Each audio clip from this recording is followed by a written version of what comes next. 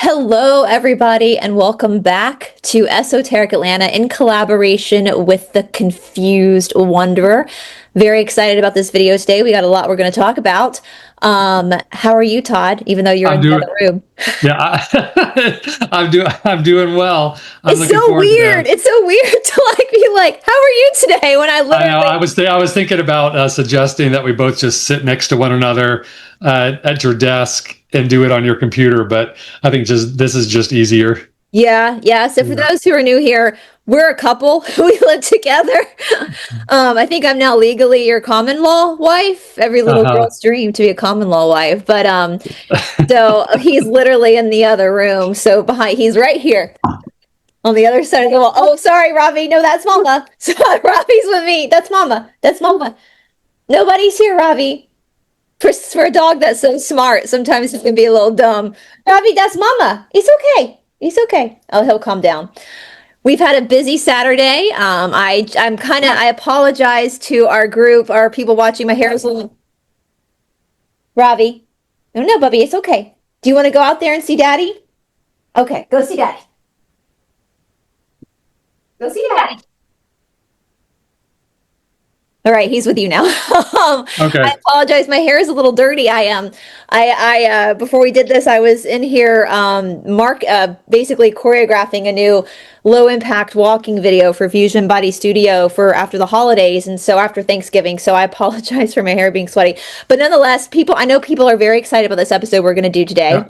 We're going to do this episode in kind of 3 sections. The first section, we're going to go over something very quickly that Vincent Bridges wrote. The second section, we're going to answer a couple of questions that were really interesting about like manifestation, the idea of maybe there isn't an infinite abundance. We're going to talk about it, right? Stuff that came up in prior conversations. And then the third thing we're going to get into is the undergrounders. We're going to do this reason, guys, just because of algorithms. It's better to hold the more spicy stuff towards the end because of the algorithms. But if you are watching this from my channel, please make sure that you are subscribed to the Confused Wanderer, Todd's channel, his new channel. I will, of course, put all those links down below. He has a whole repertoire of videos exposing the Cassiopaean Cult, talking about the Law of One. We're not going to really get into the background of the Cassiopaean Cult today. So if you don't know what we're talking about, please go back. Todd, you have a whole playlist, don't you? I do. Starting from the beginning. In different parts and numbers. Yes. Yeah, for both the raw material, starting out with first density, all the way through to third density, and then some other topics that I feel like are important to cover, understanding third density, where we are now. And so there's a whole playlist for the raw material, but then there's a separate playlist for the Cassiopaean Cult. Yeah. That we're doing. Yeah. So this is in order to not beat a dead horse, we're just going to go on with the article. And if you're confused, if this is your first time watching us, welcome. But I would suggest pausing for a minute and just going back and watching from the first video on Todd's channel so you can catch up to where we are right now. So yeah, with that being said, Todd, I just gave you the ability to share screen if you want to share the article. Okay. Let me get that pulled up here. All right, guys, I'm actually going to start because we just realized the first paragraph references the video I actually dropped yesterday about Laura's obsession with romance novels. So this is wild. So I'm actually going to start. One of the many interesting things that the No. Now I'm messing up.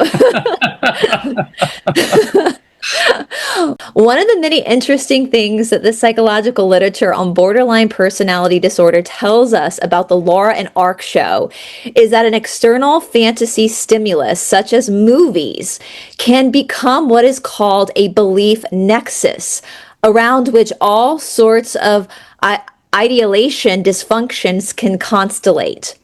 The film Taxi Driver and its effects would wait, okay, I have to be careful of this word. We can't say the A word. The film Taxi Driver and its effects on would-be John Hinckley, the A word.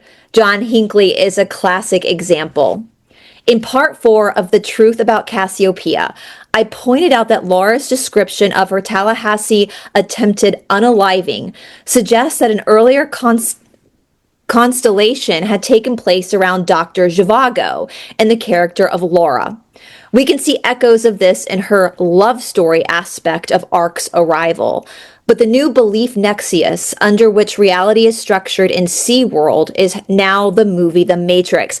I think I told you this, Todd. Didn't I tell you that my mom wanted to name me Laura after that character in Dr. Zhivago? No, Yeah, so my mom was obsessed also with the movie Dr. Zhivago, and yeah. she really wanted to name me Laura after that character. I'm not familiar with that movie. It's been a long time since I've seen it, but it's a Russian classic. My grandmother, my mom's mom, put her foot down, as you do in like aristocratic Southern families. You do not give your child a name that is not a family name. That is unacceptable. Like for my family, that was considered like white trash to give your child a name that was not associated with the family. Right. Thank God my mother did not put that pressure on my sister. My sister did not have to do that with her kids, but all of my cousins, my sister and me, we all have deeply ingrained family names. Hence why my name is my mother's maiden name. So I just remember my mom telling me that my grandmother like pitched a fit and was she was like, that was just gonna be mortifying if she had a granddaughter that was named after a character in a movie. But what's interesting, as I was saying, guys, again, go check out the video that I released yesterday. I'll tag it down in the description box below. I haven't seen this article, so I had no idea that Vincent Bridges was going into borderline personality disorder and their inability to like, disassociate themselves from a movie or a story. They have to. You said something interesting last night, Todd. Actually, I'm going to be a little TMI. You were peeing. You were talking about it, telling me about it. We were in the bathroom and I was saying, what was I? I was just laughing at the article about the romance novels, and you said something like, yeah, it's almost like Laura has such an inflated sense of self-worth that she believes that everything she does has to be God inspired. Like she can't just accept that she's a human being who likes to read romance novels. Like to escape. It's okay that you have forms of escapism, and it's okay that something like reading fictional novels or romance novels is an escape. But for her, something that she likely does frequently would all of a sudden be viewed as something more profound than what it is. Right. And it's a personality disorder. Now, I want to back up because I realize that you're going to be dropping this episode on your channel first. Yeah. So watching this on your channel, that episode on the romance novels is going to be dropped on my channel on Tuesday, November 25th at 10 a.m. Eastern time. So just so you guys know, if you're like, where is that video? And can you explain, Todd? I know neither Todd nor I are therapists, but you know a lot about personality disorders as far as borderline, because I know you were married to a borderline. So can you explain to the audience kind of what borderline personality disorder is? I guess at its core, it's the inability to regulate your emotions. So they go through periods of major emotional dysregulation, but also there's the push and pull that is at the root of it as well. So you can never be too far away or too close. In a sense, it's like if you get too close, they have this instinctual reaction to push you away. But then once they push you away, then they feel like they're losing you, and then they will feel the compulsion to pull you closer. And so there's this push and pull dynamic that's constantly going on. And then also the emotional dysregulation. So arguments would always escalate into huge fights.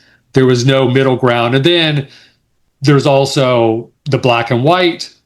There's no gray area in between. they either love someone or hate someone. So there's that dynamic that plays in there, and it's really complex. So to sum it all up is difficult, but also it's like it's a childlike emotional stunting that happens to the person. So I think that in this case, the reason why he's talking about how this obsession with movies and this nexus that he's talking about, this belief nexus, is also that it would be hard to separate for the individual with borderline personality disorder to separate themselves from the story that they're reading, because that's the whole black and white thing, I think. So I think that's where that's coming from, is the inability to distinguish black and white, which would mean either they're not part of the story at all, which would mean that they don't exist, or they're fully part of the story and the story is essentially about them, is what I'm gathering there. Because the black and white without the gray area in between, I think it probably at the core is probably at the core of that. They have a lot of fantasy thinking as well. Yeah. It is very childlike, because when children develop, they go through stages of development. And of course, this is me as a layperson saying this, and just my own fascination with human psychology, where we see a lot of these forming of personality disorders in the early stages of development, when something happens to like there is normal states of development. Like a child is literally born with narcissistic. Every child is born a narcissist, but they grow out of it, because when you're little and you're that dependent on a parent or somebody else for your own survival, everything relates to you, because that's how you're going to survive.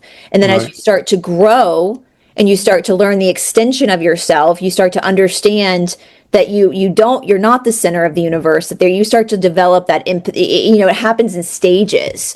A 2-year-old is going to be extremely selfish, because that's what it doesn't mean the 2-year-old is going to continue to be selfish.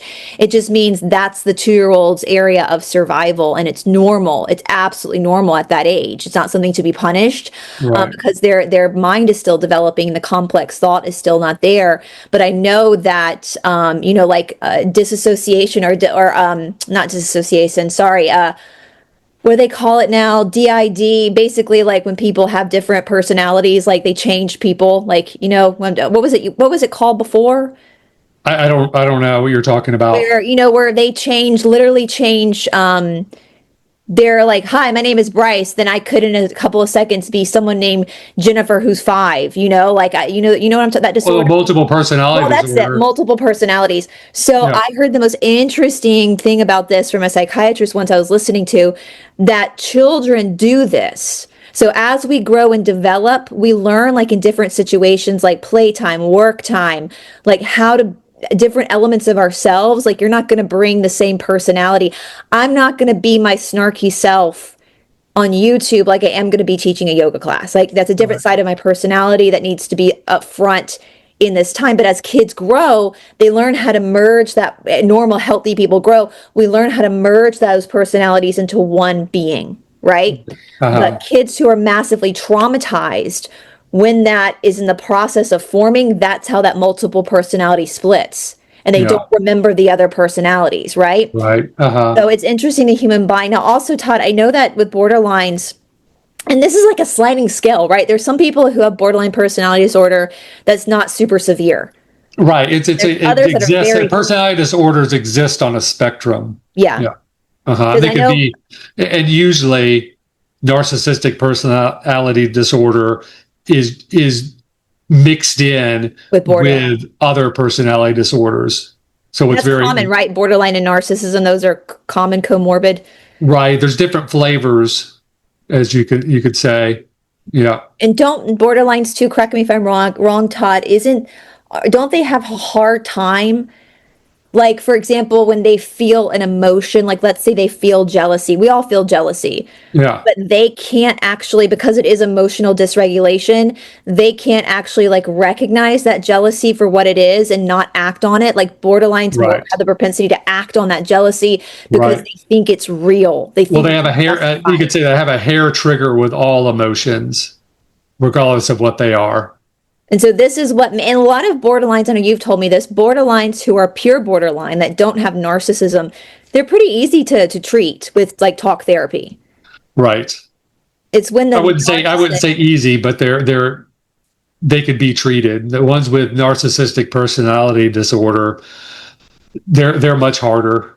so if you, because I know we have a few people that have commented in here that they have borderline personality disorder, but that they're in therapy and stuff. And Yeah. I've always said that that's, borderline without anything else, just on its own, can be treated and can absolutely be handled, Right.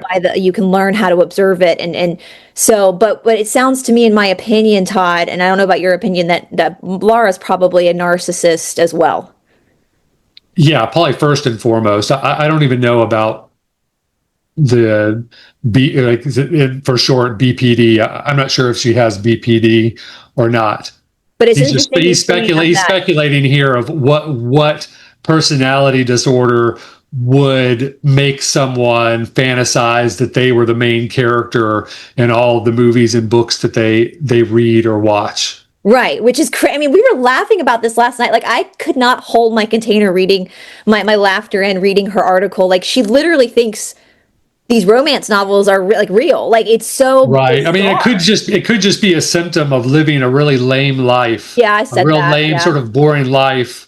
And because, if your life, you don't have a whole lot going on, you just sit in front of the computer all day, then you're going to have to make up stories about yourself to make your life seem more interesting. So Yeah, that's, it could be stemming from there. absolutely. You Well, know, regardless, we know there has to be a personality disorder there. In order for anybody to form a cult, there yeah, has to be a personality disorder there yeah, playing out. right. Yeah. Okay. All right. You want me to keep going? Yeah. The Matrix is a good science fiction noir film about battling mind controlling aliens in a future present of great sophistication and moral ambiguity. The effects are great, and the acting demands, fortunately, do not exceed the cast's talents. As a mythos around which to develop a worldview, it is disturbingly misanthropic. As a direct, practical answer to all the world's mysteries, well, frankly, that goes beyond disturbing and becomes as pathological as Hinckley's obsession with Jodie Foster. Here's an example of how deep it goes. The reader will want to keep in mind always that when we are talking about petty tyrants, we are talking about agents of the Matrix in almost exactly the same terms described in the movie. In other words, anyone can, in an instant, receive the download of an agent program and begin to function as a petty tyrant for the first time. By the same token, when an agent in a certain quarter is no longer needed, he or she can be turned off. And the individual will go along living a peaceful life, never bothering anyone unless and until they are needed as an agent again. And truthfully, any of us can at any time be activated as a petty tyrant in someone else's life.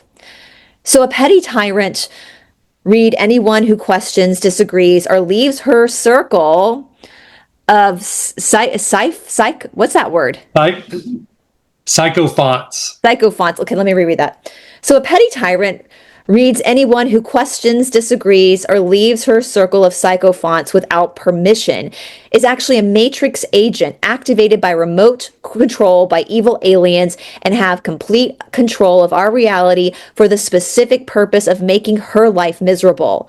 Are we supposed to take this seriously? So Let's pause. I think that first part, Was hurt from her. Yeah. from her. Yeah. And so, petty tyrant, you've talked about petty tyrants before. What is a petty tyrant for people? Yeah, that was talked about in Carlos Castaneda's books. And a petty tyrant, they're not talking about organic portals. No. They're just, I think what they were Difficult saying, people. they're talking about people that come into your life that could be difficult. Yeah. It doesn't have to be someone that is an organic portal. It could be a souled person in distress. Yeah. And how important it is. It's really, you can compare it to when you're exercising or practicing yoga and you're in the difficulty of it and your mind's saying, you can't do this, stop. Oh my God, this is awful. And it is talking you out of doing what it is that you're doing. And every part of your being wants to escape. And so this is that kind of situation coming up in human form, is the way I imagine it. Yeah. And so a petty tyrant is just another way to learn how to control your mind's reactions to an uncomfortable situation. But so basically, anybody who triggers Laura is a petty tyrant, and they are being put in Laura's life to bring her down. Well, yeah, but Laura's twisting it here. Yeah. If you read the Carlos Castaneda books and you put this in context, it's not talking about organic portals. It's just talking about difficult people finding yourself in difficult situations. And part of the spiritual practice is to not just, get these people out of your lives or get yourself out of the situation. Sometimes what's called for is you learning to be patient. Mm-hmm. And learning to understand where the other person is coming from, and just not to be triggered to fight or flight. Right. Just like we experience in our own practice, in our own physical practices. Right. And sometimes we are petty tyrants for other people. Right. I'm sure you and I both, sometimes you're a petty tyrant for me and vice versa. And sometimes Robbie's my petty tyrant. Yeah, sometimes, and I'm sure if everybody watching, if you've been married for a while, I'm sure you can look at your spouse and think, you. But the fact that she's taken this concept of petty tyrant and she's made it into something that there's this like bigger agenda from the government and the aliens of the world to take her down, because she's such a threat to, she's so special. She's such the Messiah that anybody in her life that triggers her or disagrees with her has to be from the government to, right. You can't just be something normal. Or someone who's just being subjected to the matrix. Exactly. Someone that hasn't gotten themselves out of the matrix, and so therefore they're just being controlled by the matrix. And until you can get your shit together, then you need to get away from me. So petty tyrants is going to be used just like OPs. Right. Well, it sounds like this was maybe before she found OPs. Was this before? I'm not sure. It could be a partner to the OPs. And so an OP is one thing, and you could label someone that. But if someone's proven, I don't know how they could prove this, but someone's proven to have a soul, then they could just be labeled a petty tyrant because they're just part of the matrix. And so you get all your bases covered. When the funny thing is Laura is, according to the real spiritual text, the Yoga Sutras, the foundational kindergarten level of spirituality, Laura is so obsessed with her own nature, her own prakriti, her own family lineage, that she is the most indoctrinated into the matrix over anyone. Right. Because she's obsessed with the ego, the false sense of self. She's obsessed with herself. Yeah. And the more enlightened you are as a person, if she was truly the enlightened master that she thinks she is, she would be able to handle petty tyrants no problem. Right. She wouldn't need to shoo them away. Yeah, and I'm pretty sure that this came out after the OP stuff was released, because in the earlier readings from Vincent, he knew about organic portals and how she used organic portals. So so it could be that she just started reading the Carlos Castaneda books and has brought that. Borderline does. Exactly. So now she's brought that in for more spiritual manipulation. Right. She's manipulated. The main person she's manipulated is herself. Yeah. She's so caught in her own mental vrittis, as they say in the Yoga Sutras. You can't think yourself into awakening. You have to move yourself into awakening, and she's trying to think herself into her own greatness. Right. And the whole point of spirituality is actually realizing. So that one of Ram Dass's famous speeches is that the point of spirituality is not to be a somebody; it's to be a nobody. Right. She's going in the opposite direction. So, All right, let's keep going because we're almost done. Anyone can be a matrix agent. Did you finish this? Did you finish that first? Yeah. So a petty. Okay. All right. Anyone can be a matrix agent, except of course those who embrace the teachings of the Cassiopaeans, because knowledge protects. Just to show how inherently paranoid this worldview actually is, here's how Laura thinks it works. So this is Laura, and Laura's writing. I could see a fourth density controller sitting at a big computer console with buttons and levers and dials. He had a screen on which he watched human affairs, and all he had to do was sort of lock in the target on a particular person displayed on the screen, and the being pushing the buttons and levers and turning the different dials to be put certain inputs into the situation. These machinations produced frequencies that stimulated certain chemicals in the bodies and brains of the individuals displayed on the screen, and there was nearly infinite possibilities of manipulation available just through this kind of activity. I laughed at this vision, of course, because it was almost like the comic strip character, but I was later to learn how much it really does seem like this, how this works in the real world. Like, Todd, this is so funny to me. She's viewing fourth density from a third density mind. Right. A fourth density does not need a fucking computer screen to mess with people, do they? No. She's projecting everything of Laura. She's projecting onto everything else, even the densities. And we see that over and over and over again in the Cassiopaean transcripts, because she keeps trying to figure out time, and even the C's are like, give it up, girl, you're never going to understand in third density. But she keeps thinking she's going to crap her sense. I wish I had some of her confidence. Right. I think I would be a lot more successful. It's like the opposite of imposter. It's like the opposite of imposter syndrome. I know, right? It's. I'm just like, damn, Gina, you missed your sales pitch. You could have just sold some of your confidence to people, and you would have been a millionaire. Because damn, like, I'm constantly doubting myself. She never doubts herself, ever. I don't think she's ever doubted herself. So here we go. It says, how different is the paranoid wearing of a tinfoil hat to keep out the rays of evil, de-roast from the interiors of Mars, and then enter Arc the physicist with the strange iron curtain background. That's interesting. Communism. Right. So, do we want to do the next one? Or are we going to go on? Yeah, the next one's short as well. It just goes right down to here. I mean, I could start to read if you want. Okay. Where'd we leave? Right here. Right here. Channeling the Queen of Denial. Episode 9 of As the Ouija Spins. And again, by Vincent Bridges. Laura's revisionist. Okay, hold on. Laura's revisionist apologia. What is that? I don't know. Vincent was obviously a lot smarter than you and me. He uses I'm just gonna look at this. Here I go. Apologia. Okay, Laura's revisionist apologia has now reached the word count over 80,000 words of a standard science fiction novel, and it shows no sign of stopping or even slowing down. What a monumental waste of energy and time. One of the characteristics of the psychopathic personality type is the inability to finish anything they have started. Laura has at least 3 unfinished books in the works, 2 of which they began taking orders for months ago, and now she has turned to yet another endless and diversionary literary effort.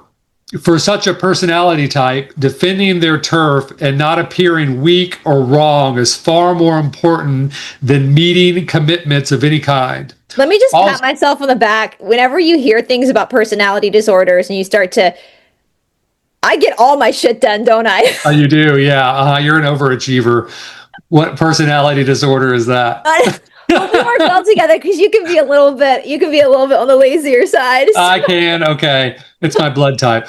Also, pathological lying is a common indicator for psychopathic personality types. This is usually defined as lying in the face of positive evidence to the contrary, or when the liar knows that their story can be easily refuted in a compulsive or self-destructive manner. when Laura begins to tell lies about someone who is quite capable of refuting her and that she knows is quite ready to refute her, then we might suspect that she has crossed that pathological line in her restructuring of the past. To do so about several people, all who would be happy to refute her all the way to court, then we might also suspect something very self-destructive in her lying. She doubled down. That's what narcissists do. They double down. Yeah. Yeah. When she turns on Fred Earland, she never fails to mention the embezzlement charge. She constantly implies that this is reason to suspect everything else he says. However, she herself at the time didn't hold it against Fred and certainly didn't see it as a reason to suspect him on any level. Yet now she throws it in at every turn. Why? So this is the first time that I had heard anything about Fred Earland possibly being involved in some embezzlement charge. And so it's strange that it's come up, but obviously this is something that had existed in his life even before he met her. He met her is so what something is, he has not run from, whereas she won't even bring up the attempted unaliving charges unless she's forced to. Right, but also this is saying that, well, when they were friends and they were channeling together, she didn't seem to mind any Past embezzlement. Supposed embezzlement charges. But when he decided to just walk away, then all of a sudden, oh, you can't trust anything this guy says or does because the embezzlement charge. And, so, okay, well, what about her unaliving charge and embezzlement charge and fraud and everything else? So defrauded people. I mean, we didn't even into all the crimes she's been accused of. Right. Okay. Because she knows that Fred is legally restrained from talking about or telling his side of it. Convenient, isn't it? However, I've heard the story now from Laura in several different versions and from others more indirectly involved. What Laura fails to mention is her own involvement in the episode. Ooh. If the truth be told, it just might be that Laura is much more deeply involved than she would ever admit. Oh, so, that means that Fred probably took the fall for exactly. And something happened where he couldn't talk about it. And he took the fall for something, which is that's what Keith Raniere did of NXIVM. Years before he finally went to prison, like people were taking the fall for his shitty choices. Although I will say Keith Raniere is far more smarter than Laura and more sophisticated in his. She's kind of a dumb cult leader. Yeah. Okay, so this is taken from what I understand, like some e-group they had going on back in the day, some Yahoo e-group. Yeah, sure, you can read that. This was from Margot's post on February 2nd, 2002. I was about to turn 19 years old. That's 2 days before my 19th birthday. Yeah. My cousin Robert would have been 10. That's his birthday. He's 9 years younger than me. That was Robert's 10th birthday. The following selection from the Adventures Work 9 at Sea site shows the level of denial at work. If the message is flattering, then excellent, good work, Seas. But if it's unflattering, it is rejected as a distorted version of Fred's subconscious evilness. This is a direct reference to my earlier post about the validity of the transcripts and the criticisms by the Seas. V. So this is obviously a name from a previous transcript that's being redacted. The name is redacted. So it's just the initial V. Indeed it is. Darth Art and or Mama L, I'm assuming that means Laura, read this site religiously. They have yet to post, however, at least under a real name, from Cassiopaean. So this is from Cassiopaean. Yeah, so the V was what the person Margot was saying on the message board. Margot. That's Margot. Oh, Margot, sorry. He's silent. Yeah. Margot. We can call her Margot if you want. I had never seen that written down before. All right. So anyway, so this is from the E group, a person that. Yeah. Okay. I think I need to record that and make that a blooper. Yeah, Margot. You never studied French, did you? I didn't. So the thing about French names and words, you don't say half the word. Half the word is silent. Yeah, I should know this because I used to work in a French restaurant. So. I think that was so. You said that with such conviction. Conviction, Too. yeah. Margot. This is why I never liked reading out loud when I was a kid. Names are hard because names are definitely hard. I mean, what was it? Sherrod always called me Brice, and I never corrected him. Which the funny thing is that is actually how you pronounce my name. But yeah, well, I just want to know how Patabi Joyce got Charles. Yeah, he used to. Patabi Joyce could never say he tried to say Todd, but he could never say Todd, so he just called you Charles. Okay, so Margot, she posted this thing that V redacted. Indeed, Darth, Ark, and or Mama L read this site religiously. They have yet to post, however, at least under a real name. Now, this is from the Cassiopaean board. So in quotations, but it was the next segment that was so completely untrue that I was shocked. I thought that the C's, even if skewed by Freddie, were finished, and I started to ask a question for someone else. I was about to find out that the C's were not only being cold, they were being completely inaccurate and making assumptions that were unreal. Question, Laura, is there someone who wants to ask some questions?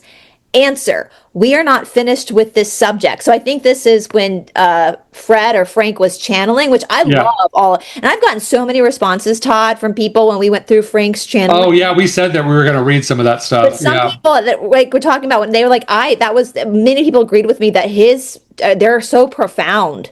Yeah. And she always complains about them because they don't glorify her. Right. It's more just messages for the world. Right. All right, answer. So we're not finished with this subject. So that subject means Frank or Freddie. Also, it is important to note that in most cases in which you have suffered attacks from those on the internet, you are not only directly conveying that information we have given to you, you are presenting thoughts that you claim as your own or knowledge that you have gathered strictly through your own efforts. Thus, it was responded to in kind. This you must expect if you are going to plant the bulk of the credit upon yourself. Then you open up yourself to direct criticism. This is not wise if you are not prepared for negative reactions. Third density beings will always perceive knowledge that is being given to them more before they are ready to receive it as preaching. And they resent this because of the same ego-related issues we discussed earlier. So suggestion, better to frame knowledge transference with a preamble such as, this is what was given to me. It is up to you to decide for yourself whether or not you're comfortable with accepting it or not. So what was bad about that message, Todd? Basically, they're telling Laura, hold on. It's not about you, darling. You've been going on the internet saying that this is your information, and then you get upset when people respond negatively. Right. They're scolding her. Right. But she can't handle that someone's scolding her. Right. And they're just saying that it's normal. If you're going to go out there and start preaching about this information you've gathered, and you're going to put it out there with such conviction, then you should expect to get, quote unquote, attacked. Trolled. Right. Yeah. As because we say people either aren't, if it's true, sometimes people aren't ready to accept it, and that's fine. But it's not them attacking you.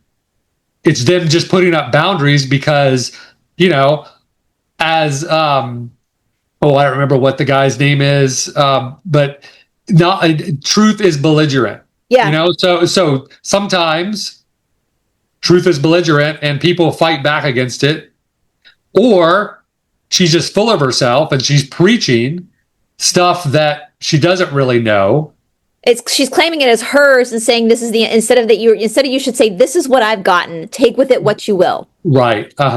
She's preaching it as absolute fact and sort of go ahead and just reorganize your brain so this information fits in because I'm Laura and I'm the Messiah. And then when people resist that, she gets upset and she, it's petty tyrants or organic portals or people stuck in the matrix. And so she's being attacked by these. Yeah. So then Laura interrupts this and she goes, what was so shocking about the remarks was that it was entirely and altogether untrue. It's not untrue. That makes perfect sense to me. Right. In fact, it had always been as direct result of presenting the raw material that I had suffered the attacks. She's never presented the raw material. I've never seen her once actually present the law of one, which is the raw material. Right. It's raw material, not raw.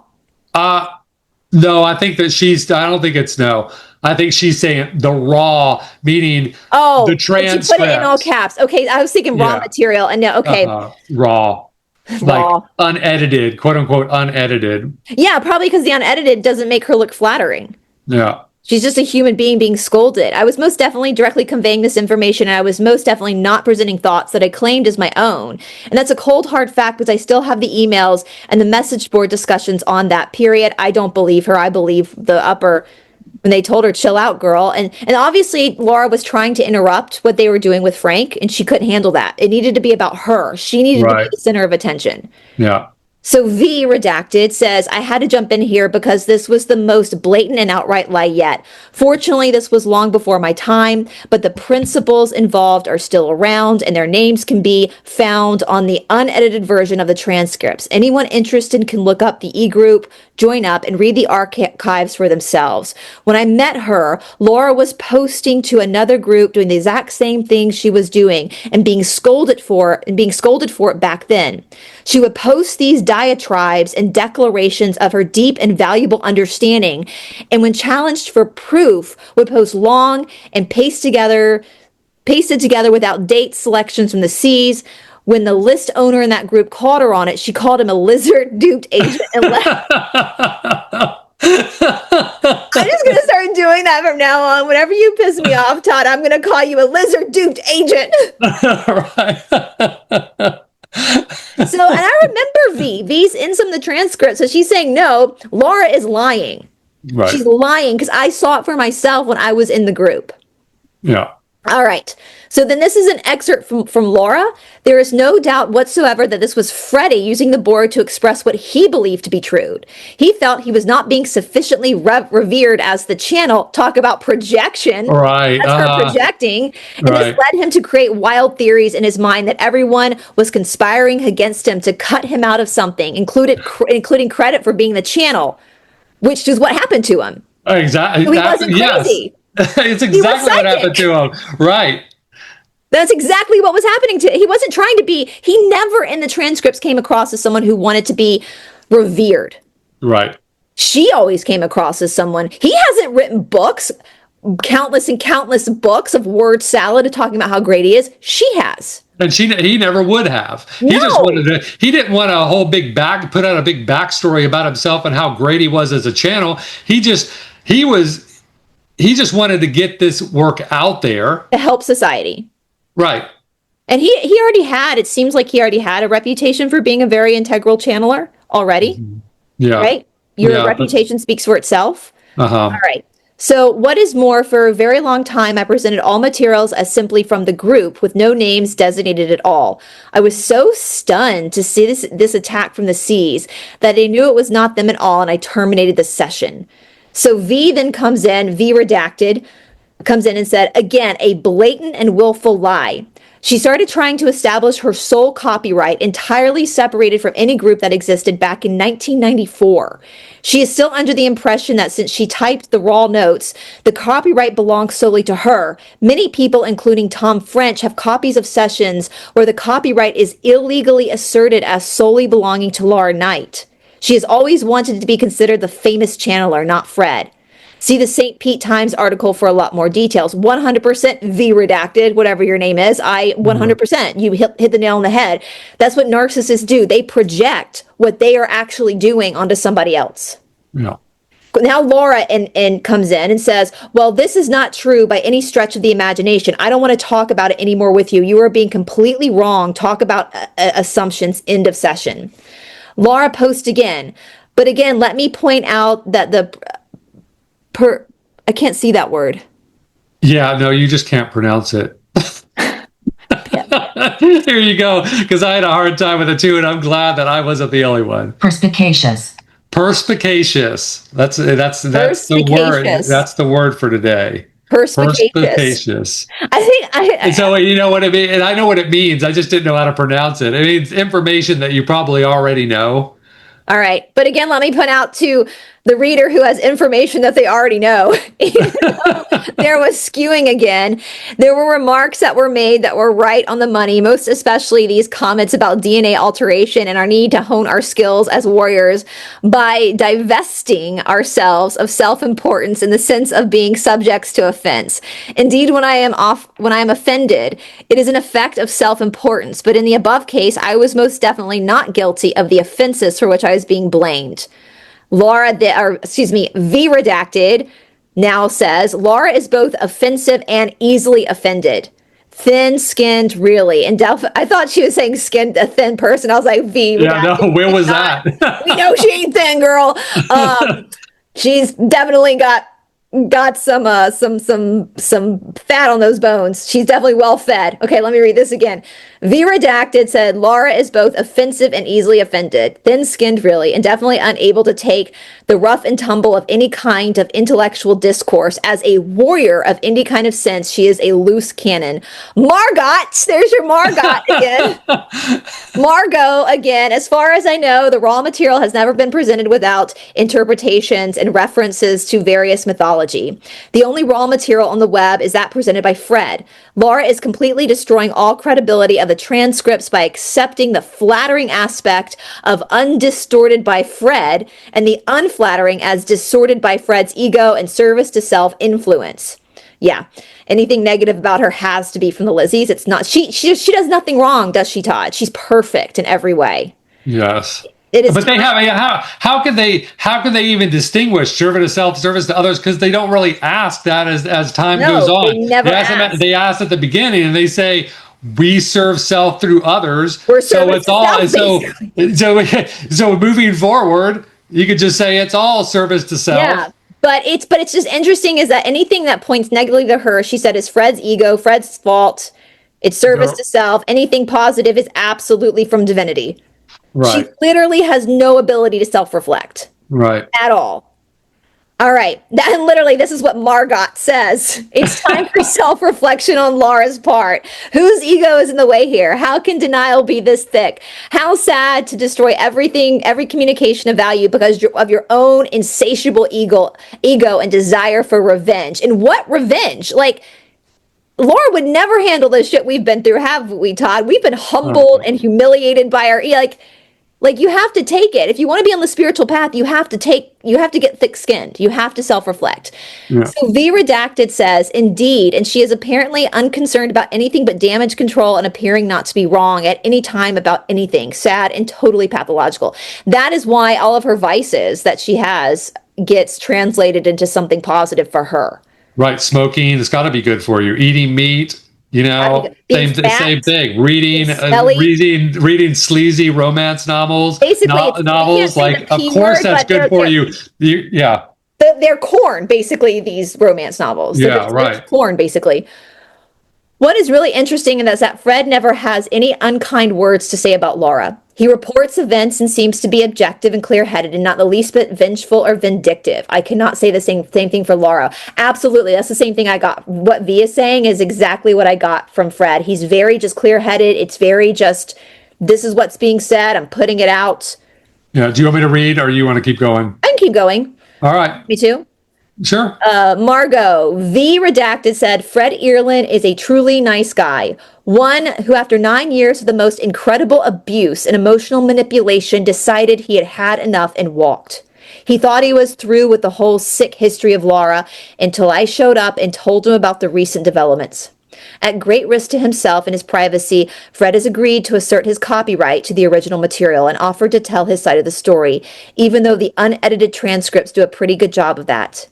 He is to be commended for this, and that alone is a powerful refutation of Laura's depiction of him. He is to be commended about. I know what it's like to go up against a narcissist, and I wish we could talk to Fred, because if Fred ever sees this, I literally, since the beginning, haven't I, Todd? When I first saw one of his transcripts, I came out and asked you, who's Frank, as he goes by in the book? Who's Frank? Yeah. He's fantastic. Like, I want to talk to him. Like, I do too, and you know, he probably is a little afraid to trigger Laura's anger, her wrath, and also I think that there is sort of a gag order on I would just him like to talk to him this in private, sensitive like, even stuff if, because he might be afraid of getting sued.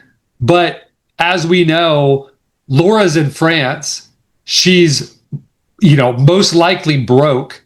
If she comes back, she can't. I don't even think she can come back to America because, from what we've understood through Vincent Bridges, is she would probably be sued or arrested. or arrested.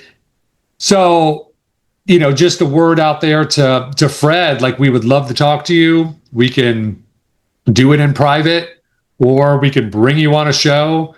You could take this whole thing over, exposing the Cassiopaean Yeah, cult. I mean, I would like to talk to him about his past with channeling. That I would like too. to learn from him because from the moment and that just shows you about your gut feelings about people. Like from the moment I started reading the Cassiopaean transcripts, the book put together, he was frank in that book. I was like in love with him, not in that kind of a way, but just like in that like when you find someone you want to be your teacher, that feeling, and you're like, I want to learn from this man. I want to talk to him about his experiences and what he's learned. And it was obvious at the beginning that he was the actual channel. Absolutely. Absolutely. It was very obvious that he was the one that held the power, but he didn't abuse it. Right. And V is absolutely right. I'm so proud of V, whoever V redacted is. I remember her from the transcript, so I'm so proud of her for speaking up too, because she was a huge part of this channeling in the beginning, and the fact that she's coming out and speaking out, and she obviously knows Fred. So she went to him, and it's kind of like the whole, like, I'm rewatching the whole Vow because of all the Nexium stuff that's coming back up. And it's kind of like what Mark Vicente did when he realized what was going on, and he stepped up and tried to take down when he was so close to the top. And so for V Redacted, like, whoever you are, mad respect. I think you're a girl. I apologize if you're not, but girl, mad respect. Like, I would like to talk to you too if you want to come on our channels. My email is esotericatlanta, my channel name, esotericatlanta@gmail.com. Todd, are you going to put your email in the description box? I can. And people can message me from my YouTube platform as well. I'm pretty sure. No, there's no message from the YouTube. Okay, well, I'll put it in the description box. Yeah.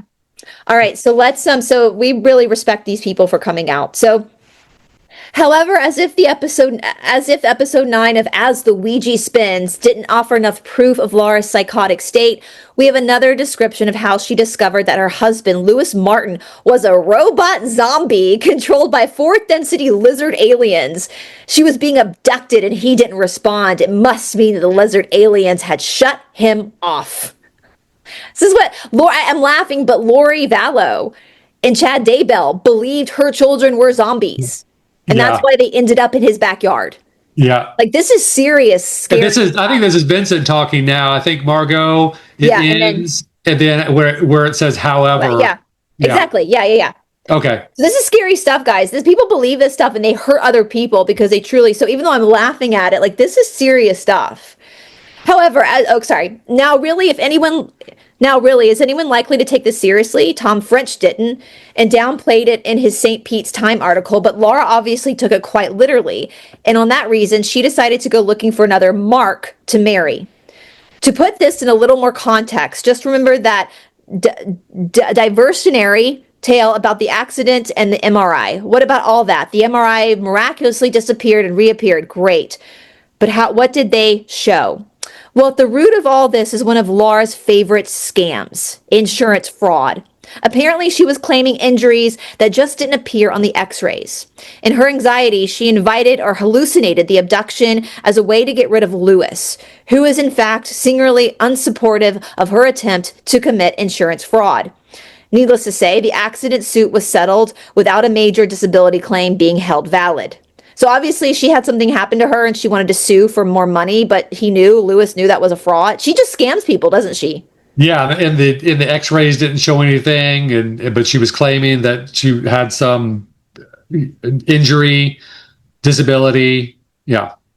And soon after what happened, Lewis was gone and Lauren had netted a new Mark, a scientist this time, with a good credit rating and a prestigious job at a Polish university. Things were looking up in the Sea World. So that's it. All right, you guys. Okay, hold on. Oh, okay. I'm going to stop share. There we go. Okay. I forgot we weren't visible on the screen. I think maybe we're visible over in the corner. I'll see when I edit it. So, Yeah. anyway, you guys, before we move on with our second section, which is talking about some questions and going into undergrounders, please hold on for just a word from one of our sponsors. You guys get to you were laughing out loud. Can we just talk about this for a second, Todd? I was laughing of the position I was in the chair with you behind me is what I was laughing at. It's in the commercial, me adjusting his, and last night he was watching me edit it in the bed. And I've never heard you laugh that loud before watching yourself. When I was like, no, but I adjust you. The way you came behind me, it was just the position you were adjusting me in. It just looked funny. It's like you're not putting that in there, are you? Yeah, it's in the commercial. It's gonna see, you guys are gonna see it in the. What a way to be excited about watching a commercial. I told Todd, I was like, we can just tell people that you did that on purpose, so people can see. But Todd's a beginner at bar. He's not a beginner at yoga. I am not a beginner at bar or yoga. He's now new to bar. So hold on, guys, just for a brief 3-minute little commercial. We have a Black Friday sale going on, all that great stuff, and then we'll get back into your questions and answers and the undergrounders. Welcome to Fusion Body Studio, the place where movement becomes magic, where your breath becomes power, and where your body becomes the gateway to your spiritual awakening. Let me tell you something most people don't realize. You can't think your way into awakening. You have to move your way into awakening. Ancient traditions knew this. Yogis knew this. Warriors knew this. Your body is not just muscles and bones. It is Shakti, the raw creative force of your soul. And when you move intentionally, when your breath deepens, when your heart fires, when your muscles ignite, you're not just working out. You're awakening prana. You're raising life force. You're activating the energy you were born with. This is where Forska comes in, your inner fire, your spiritual strength. The part of you that rises when life gets hard. The part that says, I am not done. I am not broken. I am just beginning. At Fusion Body Studio, we fuse ancient spiritual science with modern movement. Every class is designed to wake up your prana and reconnect you to the most powerful technology you will ever own, your body. If you felt stuck, lost, disconnected, exhausted, or like you've outgrown your old identity, your body already knows the way out. You just have to activate it.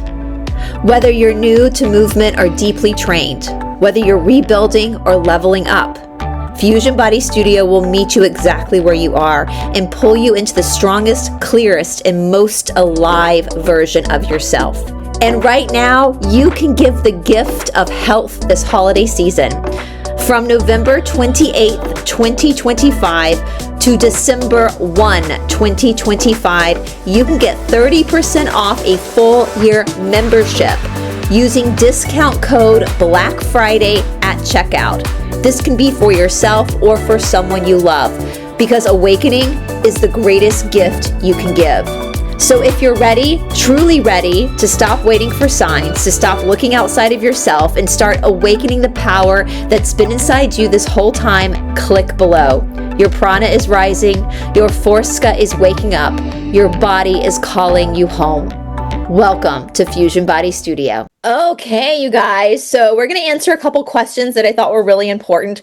We got some great comments in our last video, by the way, and I thank you guys for being so unbelievably cool. And so we got some smart audience members, don't we? We do. They always ask really good questions. Yeah, and so I thank you guys so much for your, let me look, I took screenshots of the questions. And I thank you guys for being so open to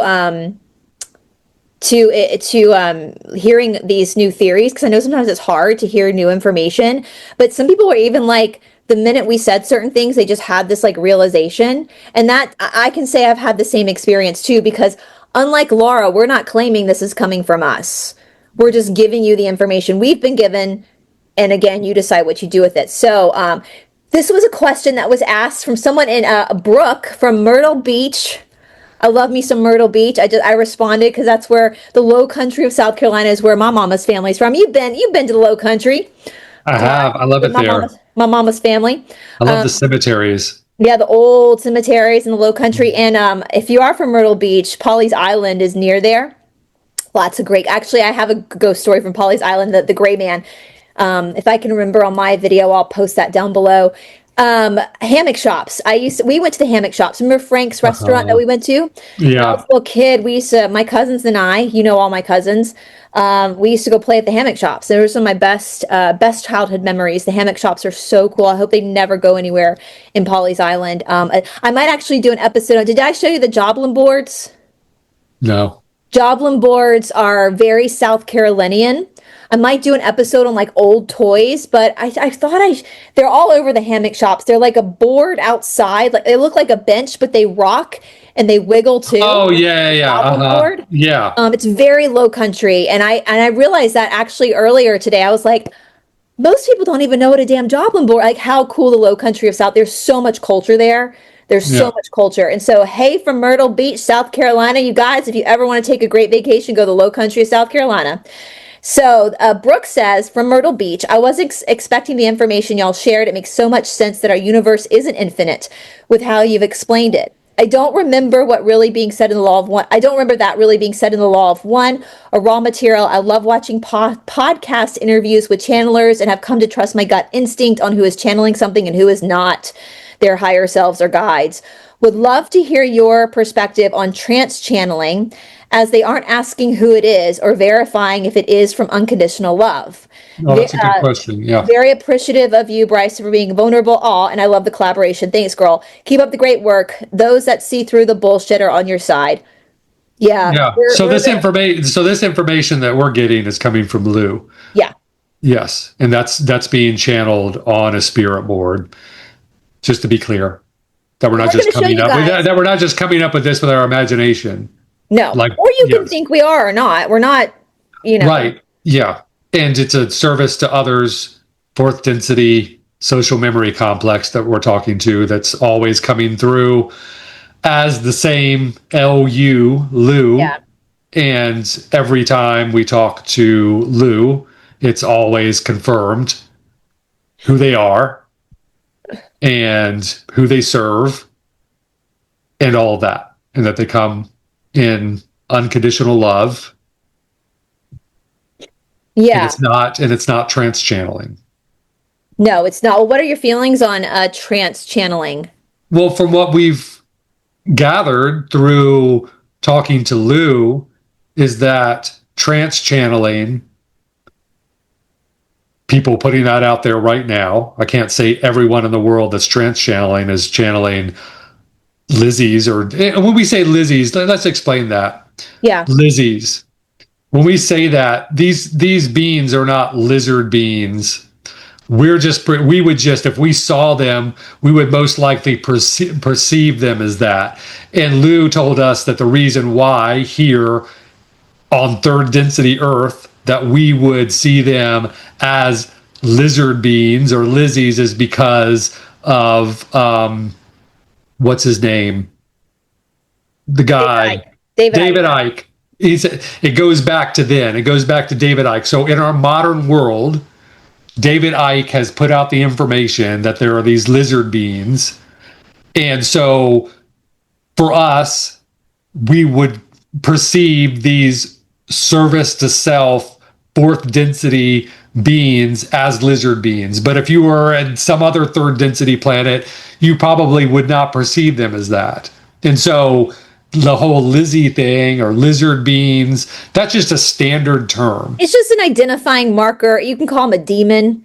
You can call it whatever. It's just a marker for a group of service to self beings, basically, that are a density higher than us. Yes. And so getting back to the question, Lou has told us how this happens with these trance channelers, and that they'll see, it usually starts is that they get a greeting from one of these fourth density service to self beings, and they usually get, it's an image in their head, or they could even have one of these beings manifest in front of them that looked like an angel. And that's sort of like the greeting. That's the initiation. And then after that, they may give them, or at the same time, they may give them a little bit of information. That's true. That's true. Right. and it could be something that seems fairly inspirational. And then Lou says from that point forward, these people just use their imagination, and that's what it is. It's just stuff that they've read. They don't need any more implants of thoughts or anything, any more suggestions. It's just getting them on this track of thinking that they're a channeler, and then they can just sit down and close their eyes or whatever and give themselves this information from their mind. Yeah. And the only trance channeling that I really like is Edgar Cayce. We've talked about Edgar Cayce before. Yeah, no, Edgar Cayce's a different. That's different. Kind of an enigma, and so as far as channeling, trance is the one I'm least. Trance and pendulums are the ones I trust the least. Right, and then the raw material that came from trance, but Don Elkins was the channel. He was the wanderer there. He could have done it without. Carla Rutledge was an organic portal, what we've learned. Carla Ruckert was an organic portal from what Lou says, and that also that voice that was supposedly coming out of Carla would present itself to Don without anyone there. Yeah. Don was the one that needed a body there for him to be able to accept his abilities to channel. Don Elkins is the law of one. Right. And so not Carla, not James, without the other two, they were just Jim McCarthy. Jim James. They were just on the side with jazz hands. Like Don was the law of one. You and I, Todd, we want to go up and visit his grave and pay homage to him because my heart bleeds for him. He was attacked a lot like I'm being attacked, and he lost his life because of the attacks. He took his life because of the attacks, and he was set up. I think he was set up Carla. by the two. Yeah, right.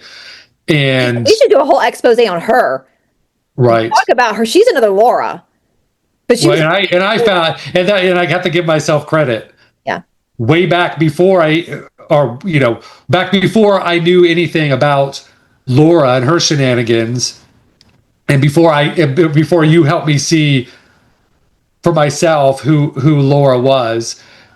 Yes, that. So when I bought that book, A Wanderer's Handbook, written by Carla Ruckert, I didn't even finish the second chapter, and I was like, who is this bitch? Because she's definitely wasn't legitimately the channeler for the raw material. Like, I was like, this woman has no idea what she's talking about, and how could she put out such a lame book and be the channeler of the raw material? Like, she doesn't. I was like, she doesn't even get this. She wasn't the channeler. She was just there. And this is what Lou told us, and I didn't know that you could channel like Dom was channeling, and that he would hear voices that outside of himself that other people could hear when he was channeling. So he didn't even need another body there. He could have pushed record on a tape recorder. Back then it was tapes. Yeah. And so back then, before I was born. Yeah. So right. Yeah. So they would record on a tape recorder. He could have recorded those voices, or that voice that he heard. But also there is issues with the raw material because there was no confirmation. No, and Carla was an organic portal, and so therefore a dark entity could have come in at any point. And one thing we've learned too is that when you look at channel material, if it's fluffy, it's probably not from a positive and wordy like it was. Like, yeah, and Lou also told us what was going on there is that some of the information being given was coming from Laura directly. She really wasn't in trance, and she was just talking in that trancey voice and putting her own 2 cents in there. And then there was the legit information that was coming through that was actually raw. But then there was also some fourth density service to self thrown in there as well. So it was a hodgepodge of stuff, but still, it's valuable. Correct, though. The template is absolutely correct. First, second, third, fourth, fifth, sixth. They don't go beyond 6. They don't tell us much about beyond 6th. It's not important. Right. And the basic understanding is correct, which is all that matters. But when you see channelings where it's like, my brothers and sisters of light, you can go ahead and call bullshit on that. Right. That's not how they talk. Right. And the whole like one infinite creator, that's what brought this all up, is us talking to Lou. And I was like, I said something about the one infinite creator, and Lou goes, LOL, what? And I was like, yeah, I don't even remember some of this stuff sometimes. Right. And I was like, well, is the creator not infinite? And Lou said, no, the creator is not infinite. And that opened up Pandora's box of realizing that so much we've been fed about the infinite love, infinite creator, infinite universe, infinite abundance, infinite energy is all a farce. Bullshit. And it changes everything, and it makes complete sense. Yeah, because all of a sudden it was like, we were like, oh, duh, that's why we have an energy exchange. That's why we have to work. That's why we have to sleep. That's why we have to eat. If we had infinite energy, infinite love, we would never need to sleep, that's why there's a battle between dark and light. Exactly, because there's only positive and negative resources. If the universe was infinite, if energy was infinite, why would we have to battle one another? Why would we have to defend ourselves from people stealing our energy? Because you could just say, well, I'll just plug into the infinite. Why would people even bother putting in the effort to steal from others if it was infinite? Right? So all of a sudden, I remember us sitting there going, holy shit. Like, talk about cognitive dissonance. This whole time, you and I have been very well aware of energy exchange, but never even considered the truth of energy exchange. Right. And that gets to the next question about manifestation. So that's why I asked Brooke's question first. So the next is from Jeanette. And she says, can you explain, I answered her in the comment section, but I'm gonna ask it here too as well. Can you explain further about the process of manifesting? I think you said that when we manifest, we're actually taken from second dimension. Never thought manifesting took from anyone, ? Well, first of all, I want to clarify dimensions. At this point, I think we need to just pack away the whole dimensional thing. Fifth dimensions, all these dimensions, that's nothing but manipulation. And there could be dimensions, but that's an astral world, and you don't want to fuck around in the astral world. Even Lou says the astral world is extremely dangerous, and so get the dimensions off the table. The Emerald Tablets say you don't want to be, it's dangerous. And here's the thing too, dimensions are more subjective, and therefore can be used as a tool of manipulation for like cult leaders like Laura. Like, how many people can say, well, I'm in the fifth dimension and you peasant are in the third, and put themselves on a pedestal. Like, you even said that we were in the car yesterday driving home from the Shala. I just filmed a workout video. And we were talking about something, and you said, what did you say? You go, the Law of One Reddit page. He's like, you go, do you want to see a thesis in organic portals? Just go to the Law of One Reddit page. It's full of fucking organic portals. And you told me about some of the posts, and these people are So when we talk about dimensions, we're opening ourselves up to manipulation, because this is an abstract idea. And even though we are souls, we know that we're souls, we're consciousness, but we're here in a density experience. So our minds, our analytical minds, cannot go outside of that. Regardless of if anybody tries to argue that point, that's manipulation. You are trying to manipulate me. You're trying to manipulate people around you. I think we need to, in my opinion, we need to pack away the whole dimension thing. It's like nails on a chalkboard for me when I hear people say dimensions. I'm like, oh, it's kind of like the word density, right? Yeah, it's density. And sometimes, I think sometimes people just interchange density and different dimension, but we can't do that here. We have to stick with a certain kind of vocabulary. So the second dimension thing, it will be second density. And no, when you're manifesting, you're not manifesting from second density.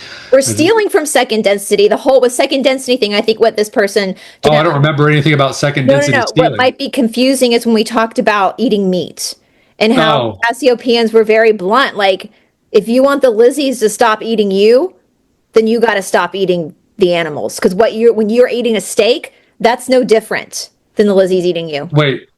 The C's didn't say that. The C's were saying that you should eat meat.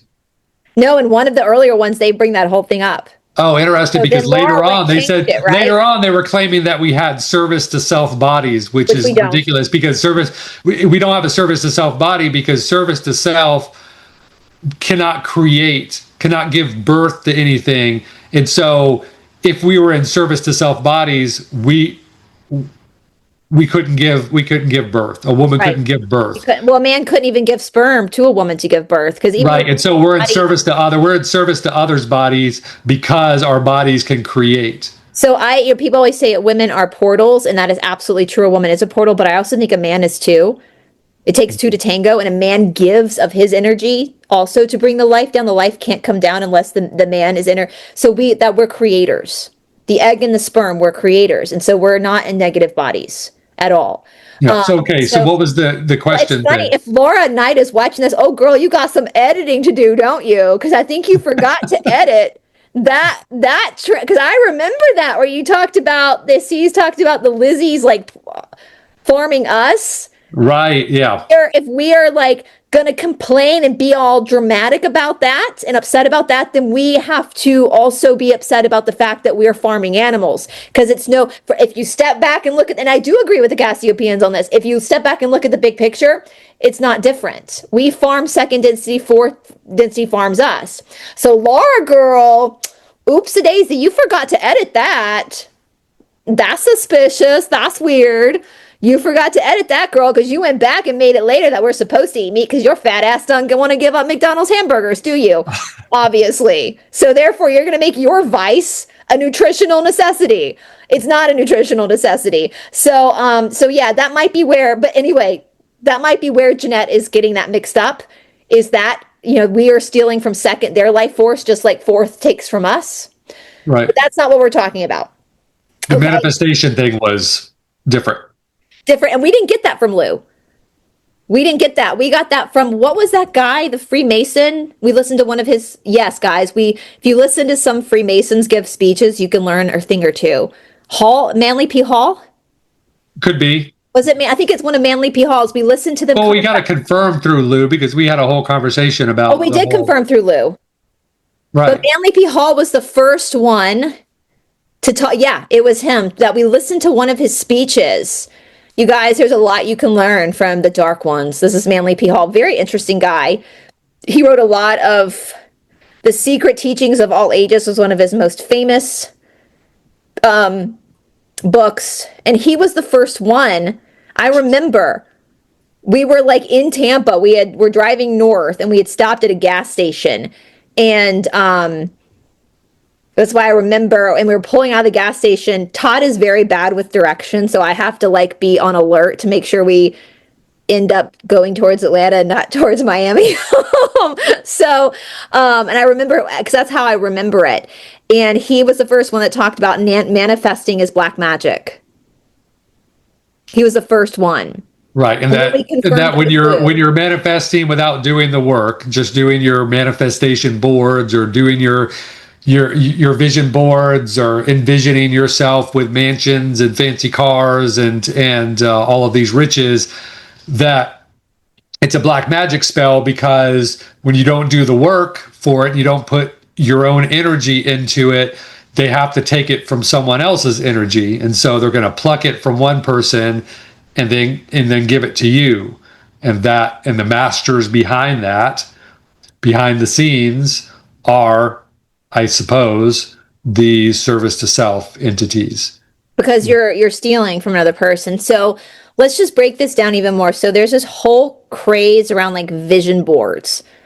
We make fun of, I hate to say that, if you make vision boards, I apologize, but Todd and I routinely make fun of vision boards all the time. I mean, you can have a vision board. You could actually have a vision board and work and actually exactly. Well, I was going to get to that. I was going to get to that. So let's say you create a vision board. You put glitter on it. You bedazzle it. Of pictures of Ferraris and houses that you want, or a skinny body you want, and you put it on the wall and you just sit and manifest it and look at it. But then you don't do anything all day. You don't work for that mansion. You don't exercise. You don't eat right to get thin. You're just staring at it, summoning this stuff to come to you. And if it comes to you without you working for it, you've stolen it from somebody else. That is black magic. Is there anything you want to add to that? No, that's it. Because we don't have infinite energy. So somebody else is creating that and you're stealing it.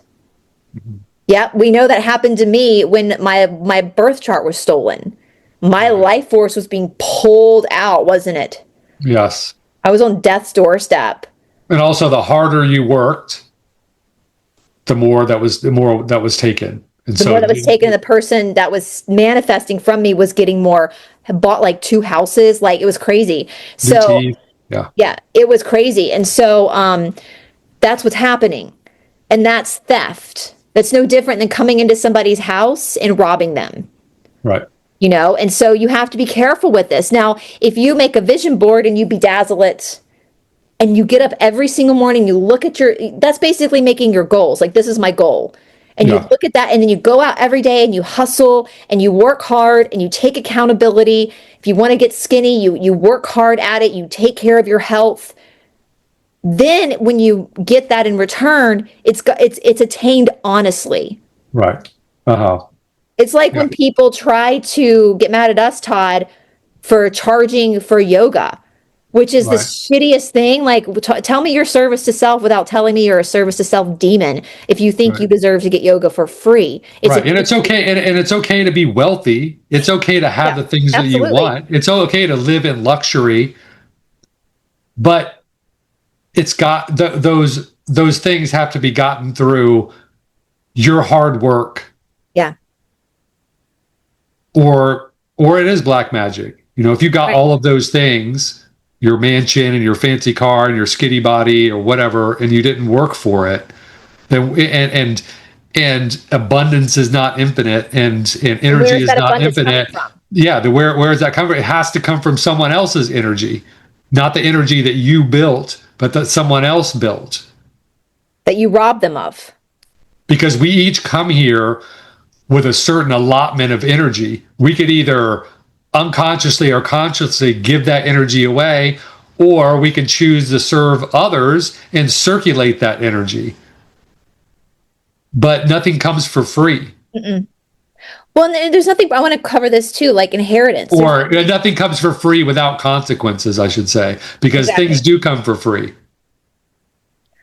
Well, look at inheritance. I don't think that's like that. I think when you inherit from your parents worked hard for that money and they gifted it to you. And there's a lot, right? And that's fair. I begrudge no one who inherits from every parent wants to leave their kids stuff. Every parent wants to make sure. Not everyone, but I know yours not, but but most parents, the last thing they do for their children is they want to make sure they're leaving their children. The last thing they do for them before they leave is they want to make sure their children are taken care of. Good parents. Best they can. Good parents. Most parents. Even for me as an aunt, we've talked about this, Todd. We've talked about my belongings and who, to make sure my nieces and nephew get it evenly if something happened to me.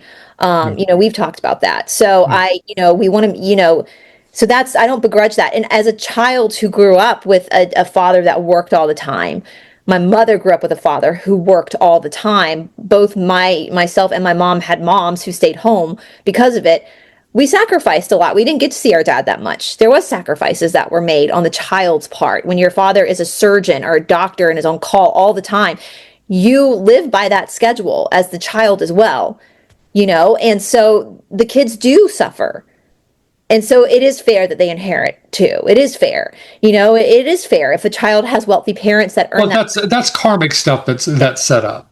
Yeah. And yeah. No, there is karma that comes into play as well that brings possible abundance that you didn't necessarily have to work for. But we're just talking about in the sense of manifestation spells. Yeah. And how there's a difference between the service to others and service to self. Manifestation spells. Service to self, you don't do anything. You just feel as though you were entitled to have that beautiful home and that fancy car and that skinny body. And just because you're asking for it, just because the universe is all about abundance, that you deserve to get that's service to self. And then there's the other type of manifestation where you're willing to put in 100% of the work, and you have a vision board of saying, this is what I'm working for, and that gives you inspiration, and that's service to others, especially if you're doing honest work. Yeah. And abundance can come from that. You could do menial jobs that pay a certain amount, but and you're putting 100% of your effort into that, but your vision board maybe doesn't align with the salary that you make But the universe could still add some extra abundance in there. It doesn't mean that you can't, just because you're working a job with that you make X amount of dollars, and no way that job couldn't offer you the fancy car, the fancy home. There's still grace there that can be offered to you, and other forms of abundance can come in to give you those things that you feel as though you need in your life. And so things don't always have to add up in the sense of I'm working a 9 to 5 that only pays minimum wage, but I want this type of car. It's okay if you think outside your budget and you manifest that outside of your budget. That's okay, as long as you're working and putting exactly. And so you don't need to put third density limits. Go ahead. We see that happen all the time. There's stories all the time about people who like work as housekeepers for a family for a long time, and they make low income, but then the owners might, or the bosses might learn about something, and all of a sudden they've gifted them with a new car or something. Like, there's always integrity to be found when you're actually working for something. You know, but this is the problem we see in the spiritual world, meaning the narcissistic ego world, is that I am deserving of this just because I exist. No, the universe owes you nothing. Like, the universe owes you nothing. It owes you what you put work for. And if you try to go above that, and we know that the Lizzies will inflate that, right? They will inflate the manifestation vision boards, because if they can do that for somebody and trick them into that, they've gotten somebody now hooked into black magic. Where do you think that person's going to go when they die? Right. They're going to be loosh. They're going to be food for fourth density. Right. So and the service to self loves to steal, and they don't need they don't necessarily need the extra energy or things from third, and so they'll shift that around for their minions. Yeah. Especially organic portals. I'm sure organic portals are the best manifestors. Yeah. Because the Lizzies are there. They're like their puppets, and they want to shift money from hardworking people that are service to others and pull that over to the service to self manifestors. And so it kills two birds with one stone, doesn't it? Like, in my situation, that's what they're trying to do, is to get me off of YouTube. We know that. Right. Get me off YouTube. So have me stop teaching yoga. Help me. That's my service to the world. So if they can destroy me, so I can't do my service to the world, where I have to do something that my soul's not here to do to make money, then they've won. So don't be basically, the moral of the story is, don't be a tool for the demon's dirty works. Right. Be logical. A lot of spirituality is common sense. Did I earn this? Am I doing things to earn this? Because if not, I'm dabbling in black magic, and that there are consequences to every action. You might not feel those consequences in this life, but you might feel them in the next. Yeah? Is there anything you want to say to that before we move into Undergrounders? No, we could go on, but I think that we should jump into the Undergrounders. Yeah, because you got to be a little disclaimer. Remember, like we said, Cassiopaean material is service to self-channeling, but here we go into useful material that can be found in service to self-channeling, and that is all the information that we've gotten about Undergrounders. And as Lou says, Lizzies don't lie. Right. And Lou has helped us understand a little bit more about the Undergrounders, and I had some weird fascination with Undergrounders, and I thought it was just the wildest thing that there would be this whole civilization of millions of people that live underground. And Lou was like, well, why would that be strange to you? I was like, well, how long has it been since you've been in third density? But I thought, because I think it's sort of strange that there would be this whole civilization that lives underground and that we don't really know about, but that we see them all the time. And we think that's strange because we've been conditioned since we were in kindergarten that this is what the world looks like. That's just our programming.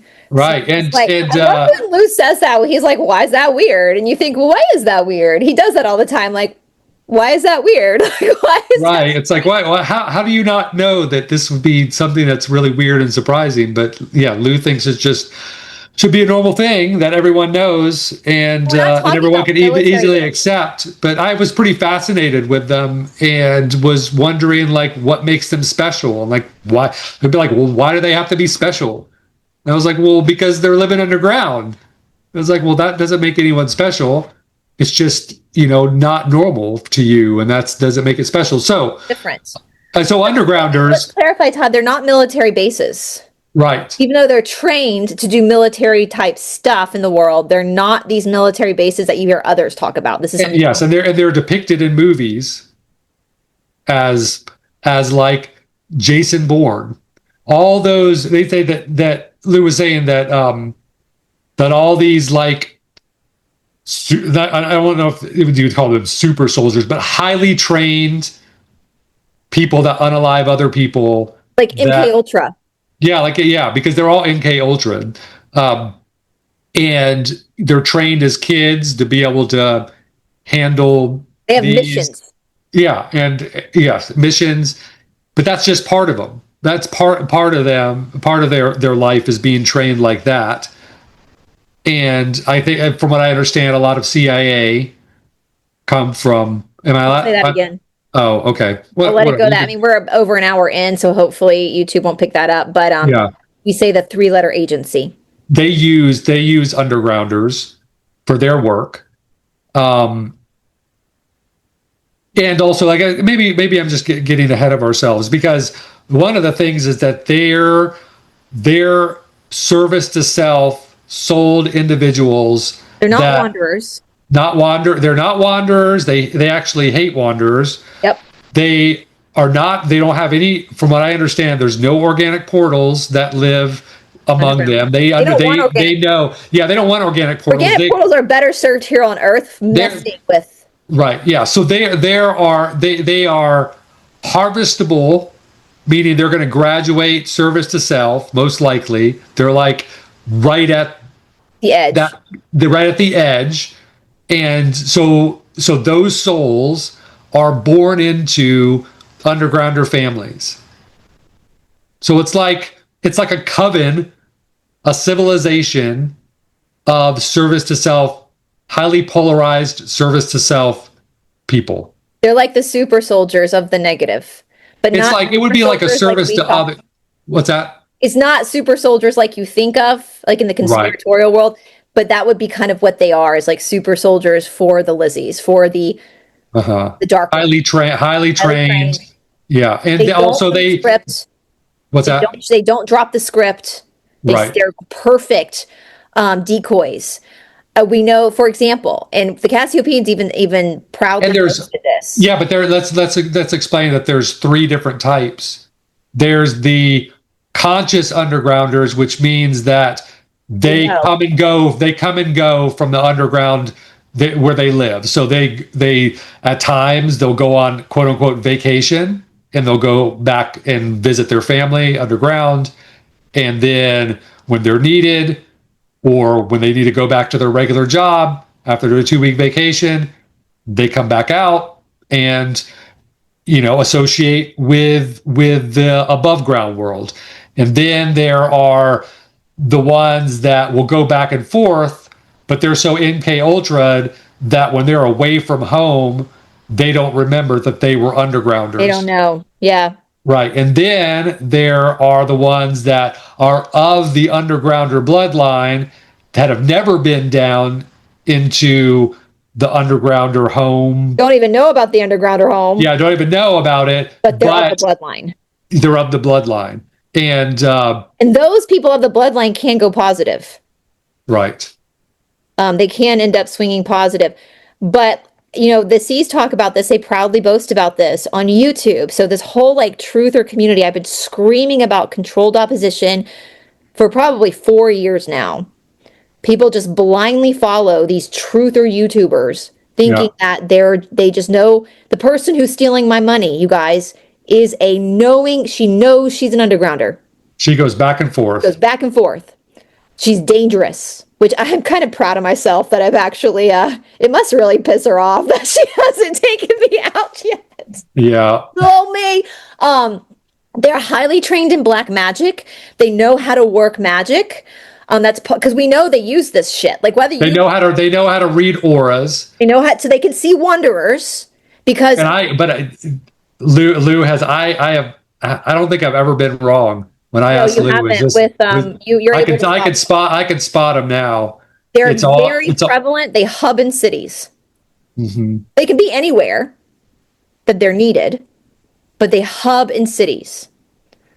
Um, they um, they have a mission, and a lot of them, especially those that are on YouTube, as the Cassiopaeans proudly, 99% of the YouTubers are undergrounders Yeah, through the world. yeah, and what they call these. So there's a specific kind of undergrounder that comes with a major mission, and they'll have a lot of support from other undergrounder minions to help them on And this. the But they call system. them yes, and they call them deep level punctuators. Deep level. The person who has fucking with me is a deep level punctuator. And the undergrounders have been around for a long time. We were given information that my distant ancestor, Sir Thomas More, was an undergrounder, and that's what they call a deep level punctuator.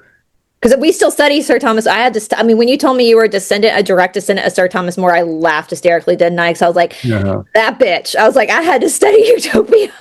Right. Yeah. And so that's an example of a deep level punctuator, someone that comes from the underground, comes to the surface to have a very prominent role in the way that history plays out. And Sir Thomas More did that, and he was sadistic. I don't mean to offend you. That's your grandpappy, your peepaw. That's my karma. I've learned to accept it. This was in the 15th and 16th century, guys. He's so distantly related. I mean, he's a direct answer. But you're a service to others wanderer. Right. And we found Sir Thomas More's line, which for Todd's line evolved into the night line through Cecily, his youngest daughter, which is your whatever grandmother's.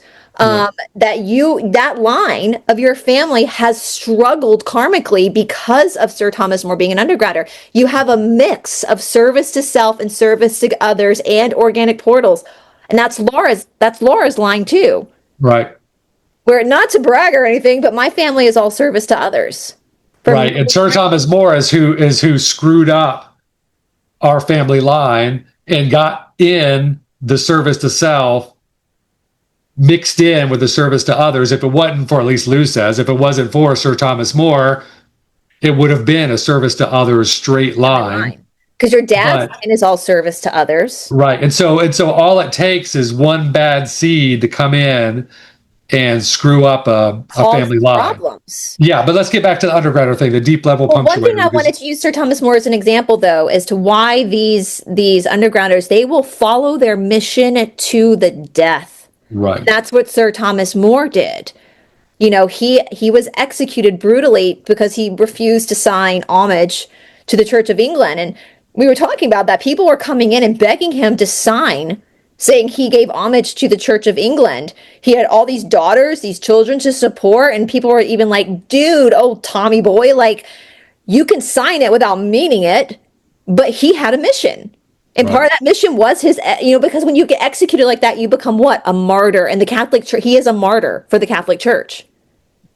Where now his memory is used in what? Necrophilia. Sainthood, that's a form of necrophilia. So they have a mission that they will not. So he abandoned his children, most of whom were daughters. At that time in history, those daughters couldn't do shit for themselves because they weren't legally humans. So he just abandoned them to serve this mission. And through Cecily's line, she ended up having service to others descendant, Jesse Knight, Peter Knight, you. Yeah. Yeah. And so another thing, aside from the deep level punctuators, and them being able to to bring up people to help with steering history in certain directions, they also, the mission now, from what Lou has told us, is a lot of it is focused on dropping the veil from third density So this goes back to the traumatic experience of Mars third density, and Mars third density did not have a veil, and it was very traumatic for those within their third density not to have a veil over their consciousness, because they could see all of the gruesome things that fourth density service to self was doing.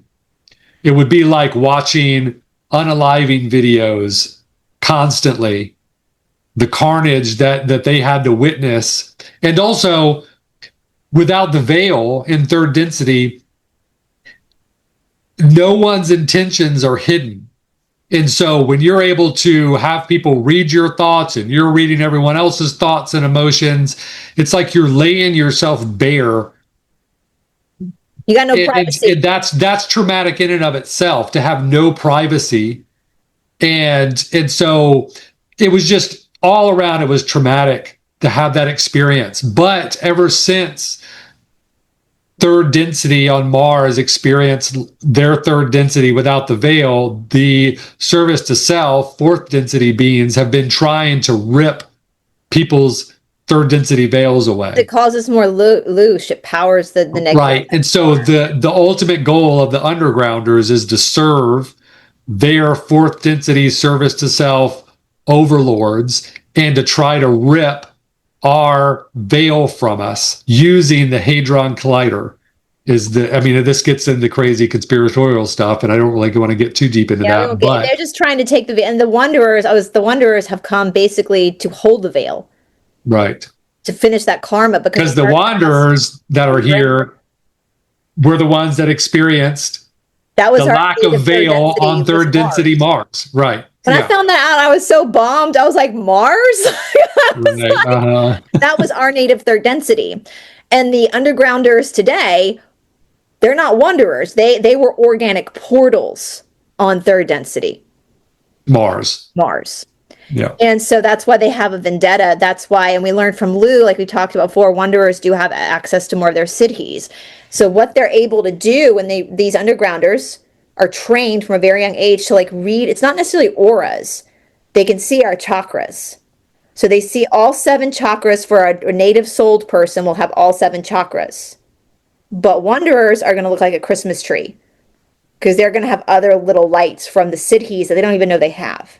So that's how they're able to spot a Wanderer, is by they look like Christmas trees to them. Right. And the undergrounder on YouTube that has targeted me for years now, relentlessly, and she won't stop because she's an undergrounder. That's her mission. She's obsessed. She's obsessed with me. That's her mission. I'm her mission. She's made that her mission. I don't think that was her mission. All Wanderers on YouTube. She was sent to handle, and if you guys know who it is, I'm not going to say the name. Oh, I forgot about that part. Yeah. I'm not stupid, so I'm not going to say the name, but you can probably figure it out if you really use your critical thinking skills. She now handles a bunch of truthers. She's got her claws and all these truthers. That's part of her mission as an undergrounder, is to destroy the truther community. So all these truthers that are out there saying, don't worry, the white hats are in control. It's fine. It's just a movie playing out. Their kids aren't being hurt anymore. It's fine.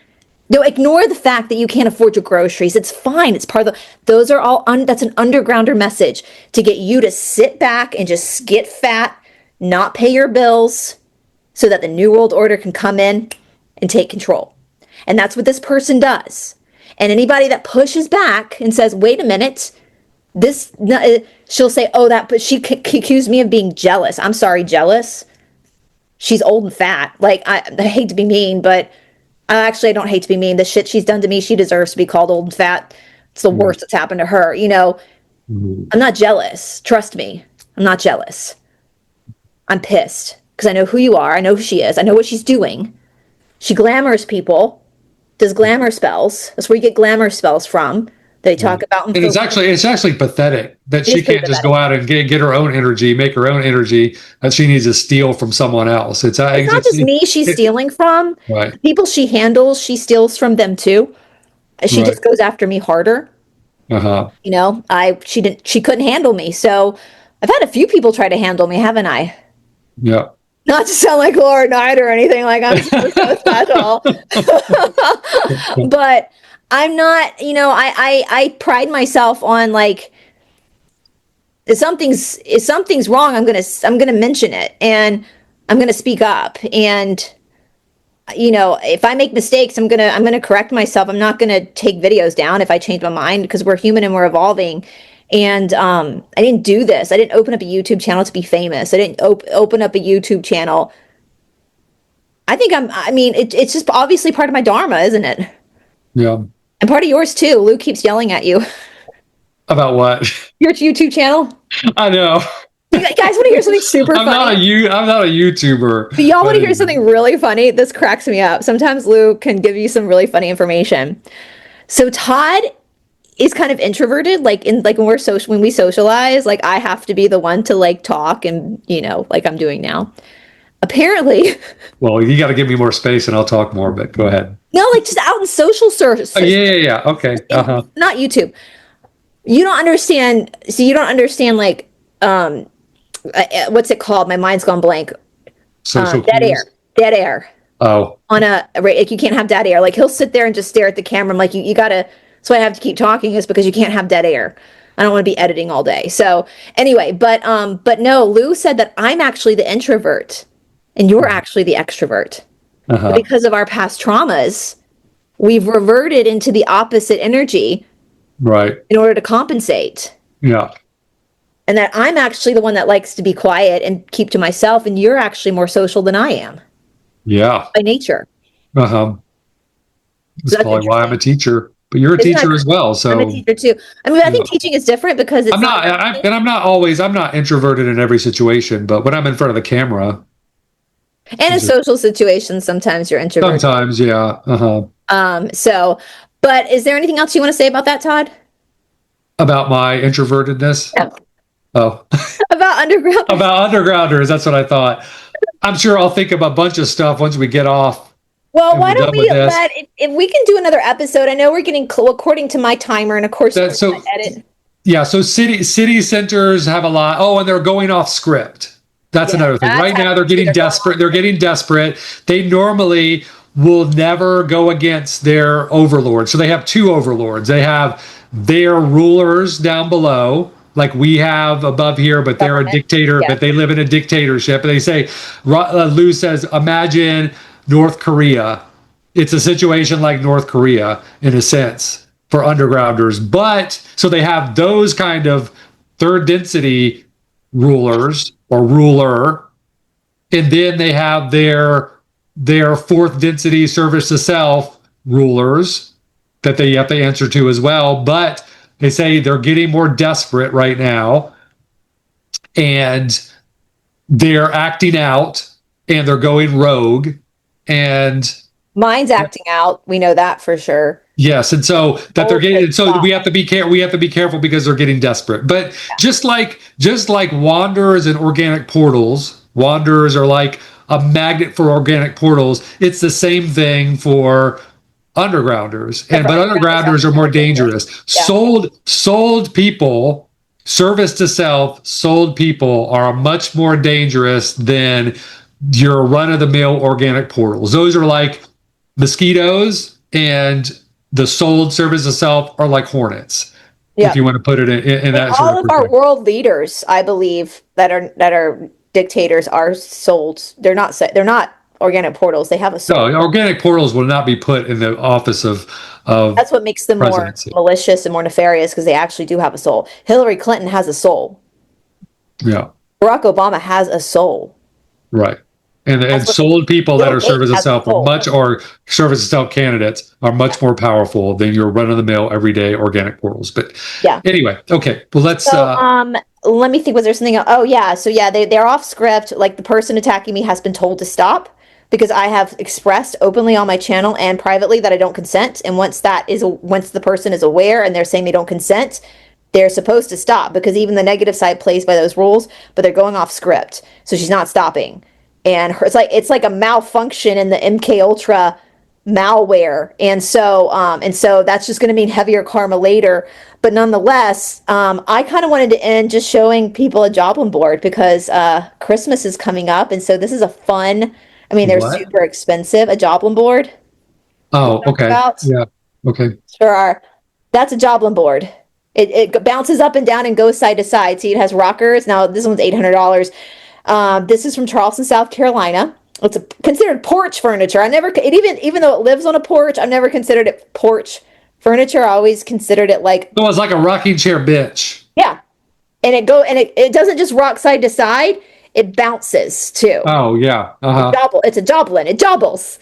What's the word we heard in a documentary once that doesn't Jibbity. Jibbity. We use that word. He's all jibbity. We use that word all the time now, especially with Ravi. It's a word we hear on a documentary. So that's a Joblin board. You can find the Joglin factory. You can find them all over the low country of South Carolina, especially at the hammock shops in Pawleys Island. Did you just text me? No. Oh, I heard you text. All right. Anyway, so anything else, Todd, before we sign out for today? It's a long episode. That I know it is. That's it. All right. This is like our date night, guys. So if you have any more questions, leave them in the comment section below on either Todd's video or my video, because that helps us. We have a really smart audience. And so your questions give us content. So, yeah. All right. Well, all right. Till next time. Wonderful Thanksgiving, you guys, and we'll see you soon. Bye, everybody. Bye.